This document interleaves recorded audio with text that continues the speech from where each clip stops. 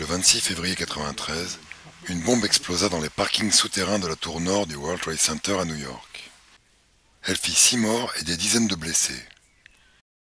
L'explosion éventra plusieurs niveaux dans les souterrains de la tour, mais ne mit pas en péril l'intégrité structurelle de l'édifice. Le FBI remonta très rapidement aux coupables, un groupe d'islamistes mené par un certain Ramzi Youssef. Plusieurs d'entre eux furent condamnés par la suite à la prison à vie. Depuis ce jour, le sentiment de sécurité des Américains, qui s'étaient toujours sentis à l'abri sur leur territoire, fut mis à mal pour toujours.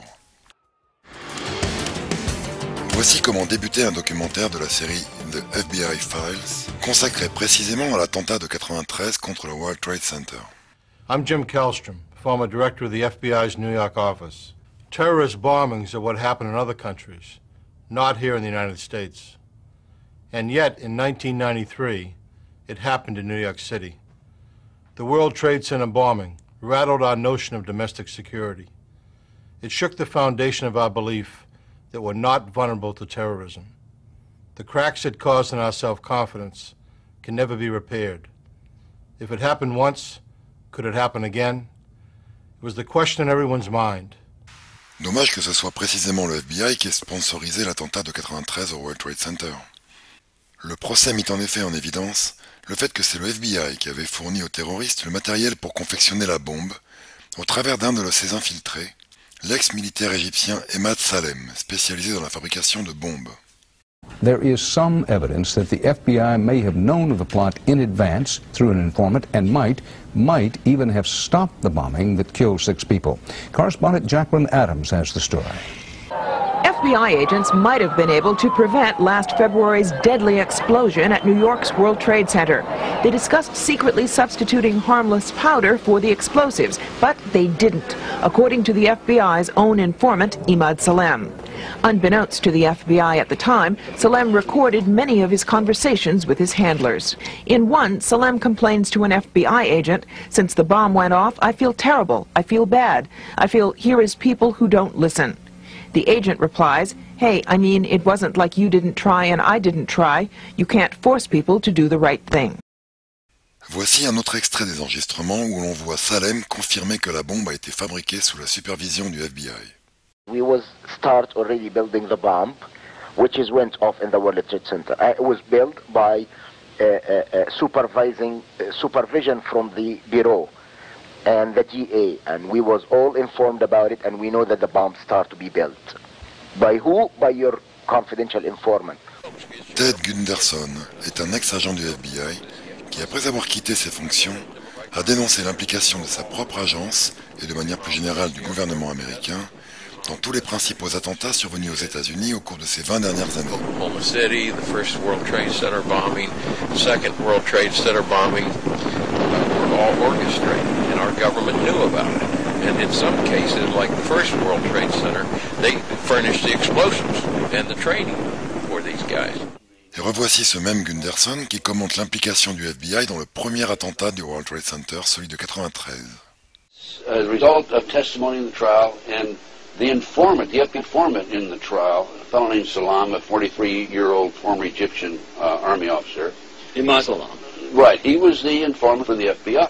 And he recorded his conversations secretly with this. So when it came time for trial, he said, "Hey, wait a minute, here's what really happened." Now, he told the FBI in advance that they were going to bomb it. He was assigned, given the assignment to put the bomb together. And he went to his supervisor, his FBI supervisor, and said, "We're going to put a dummy bomb in here, right?" And the FBI supervisor said, "No, we're going to put a real bomb." Le juge Andrew Napolitano a réalisé pendant plusieurs années les analyses politiques pour la chaîne Fox News. Dans cette émission, où il parle de 17 affaires d'attentats apparemment déjouées par le FBI, il explique que ce même FBI infiltre et parvient à convaincre les différents groupes d'aspirants terroristes à préparer ces attentats, exactement comme ils l'ont fait dans le cas du World Trade Center. But the more curious cases are the remaining 17 for which the federal government has taken credit. They all have a common and reprehensible thread. They were planned, plotted, controlled, and carried out by the federal government itself. In all of these 17 cases, from the Fort Dix 6 to the Lackawanna 7 to the Portland Parade bomber, the feds found young men of Muslim backgrounds, loners who were bitter at America. They befriended them, cajoled them, and persuaded them that they could change the world by killing Americans. In all these cases, agents worked undercover and portrayed themselves to the targets as Arabs of like un-American mind. In some cases, the federal agents used third parties to act as middlemen. The third parties were typically persons who had been convicted of crimes and who, in return for leniency at their own sentencings, were willing to work with the same feds who prosecuted them in order to help the feds entrap whomever else those feds were pursuing. Voilà, selon Ted Gunderson, le motif pour lequel le FBI se serait impliqué de manière directe dans tous les principaux attentats de ces dernières années sur le sol américain. Okay, back in the 80s, 1980s, the Department of Justice proposed legislation to fight terrorism. And this legislation took away many of our constitutional rights and civil liberties. One of the authors, a female attorney with the Department of Justice, publicly made this statement, I've got her name on my file someplace, that before this passes, people will have to be killed. Well, so that was the reason, I feel, for the 1993 World Trade Center bombing. Unfortunately for them, fortunately for us, the good guys, there were only 6 people killed, not enough to pass the legislation. Une affirmation que vient corroborer l'écrivain Steve Emerson, auteur du livre American Jihad. I heard it repeatedly after the 93 World Trade Center bombing by saying they didn't kill enough people.